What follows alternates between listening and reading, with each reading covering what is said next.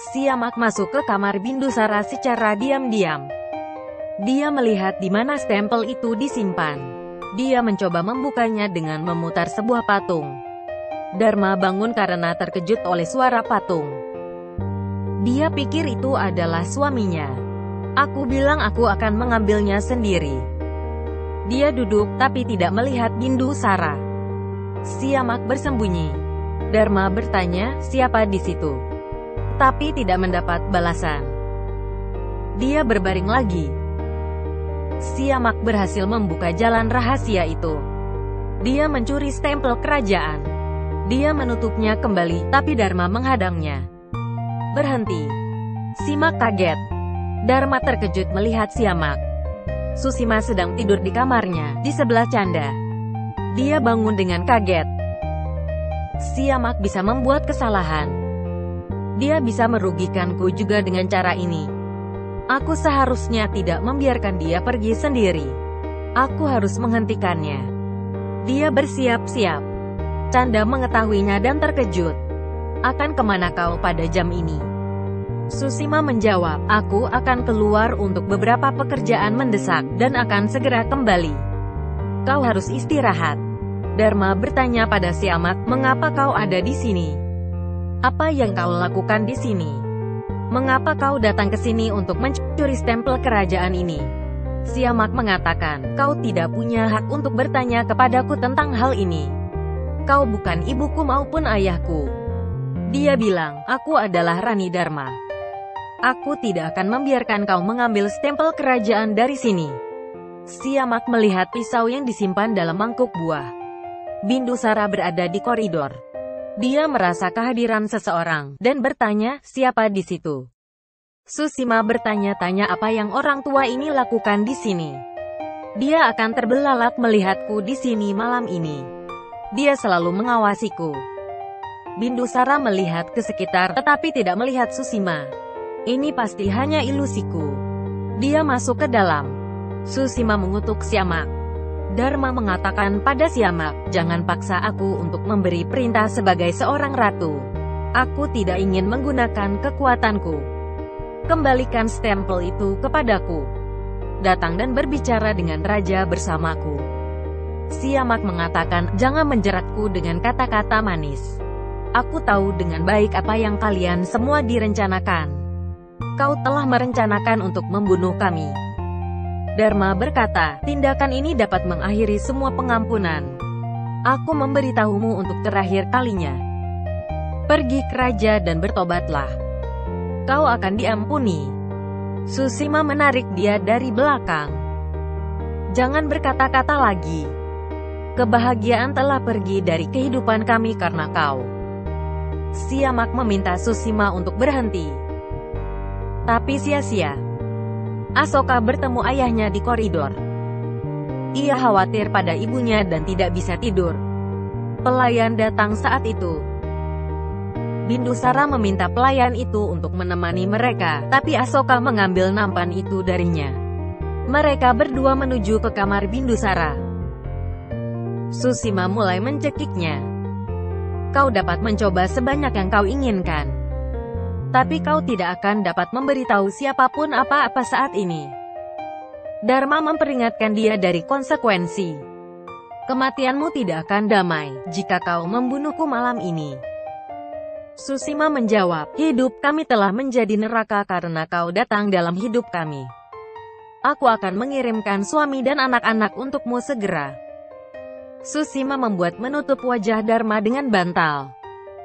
Sedangkan Siamak memegang kakinya, seperti yang diperintahkan Susima. Pikirkan orang yang kau cintai Dharma. Kau tidak memiliki waktu yang tersisa. Dharma berpikir tentang Bindusara, Asoka, dan Fit. Dia bernafas terakhir kalinya. Siamak mengatakan bahwa dia sudah tidak ada lagi. Dia membawa Susima kembali ke kenyataan. Susima melangkah mundur. Siamak mengatakan, kita tidak akan diselamatkan sekarang. Asoka tidak akan mengampuni kita. Mengapa kau membunuhnya? Untuk apa? Semuanya selesai. Susima memberitahu dia untuk berhenti atau dia akan menemui nasib yang sama. Siamak menegur dia karena kehilangan pikirannya untuk itu sepersekian detik. Sekarang raja akan menghukummu. Bagaimanapun juga dia telah merencanakan untuk membunuh kita. Kita memberinya alasan. Asoka akan membunuh kita sebelum itu. Marilah kita berdoa bahwa apapun yang terjadi akan segera terjadi. Aku tidak ingin mati dengan menyakitkan. Susima berkata, pergilah kalau kau begitu takut. Susima memegang kerahnya bajunya dan mengatakan, kau juga akan mati malam ini. Bindusara dan Asoka sampai di kamar, tapi tempat tidur telah diatur dengan benar.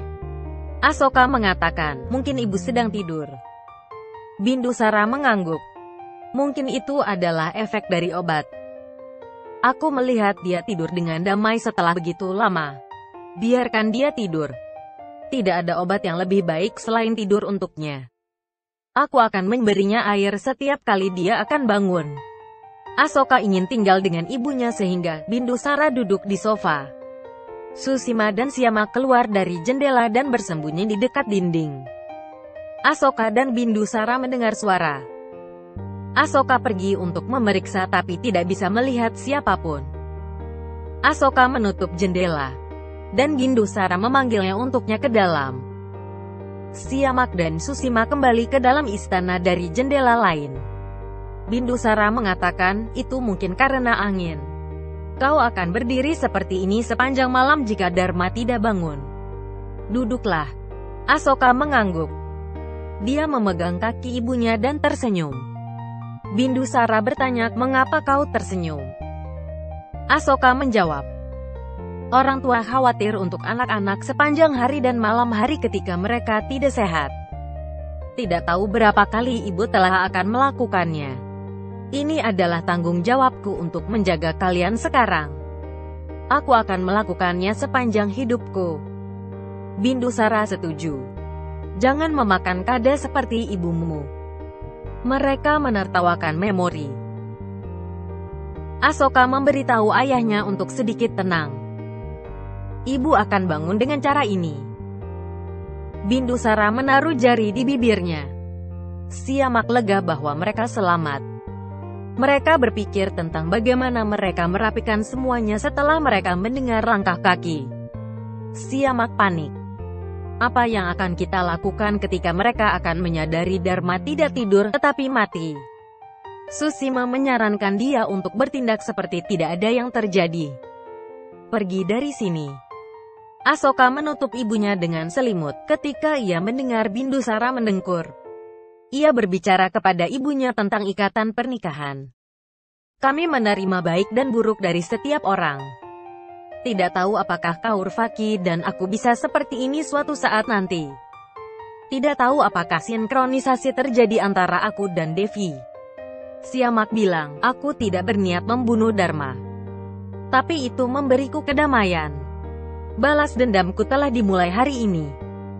Ibu di tempat ibu. Aku merasa bahwa akhirnya takdir telah berpihak kepadaku. Susima kembali ke kamarnya. Canda tidur. Dia melihat tanda di dadanya dan tersenyum. Sesuatu selalu terjadi sesuai keinginan takdir. Aku tidak menyesali apa yang aku lakukan dengan membunuh Dharma. Aku senang melihat penderitaanku telah diberikan kepada Asoka. Bahkan musuh-musuhnya tidak bisa menyakitinya dengan cara ini. Dia telah menjadi tidak lengkap tanpa Kaurvaki. Sekarang aku telah mengacaukan sepenuhnya dengan membunuh ibunya. Sekarang tidak akan ada orang yang merawatnya.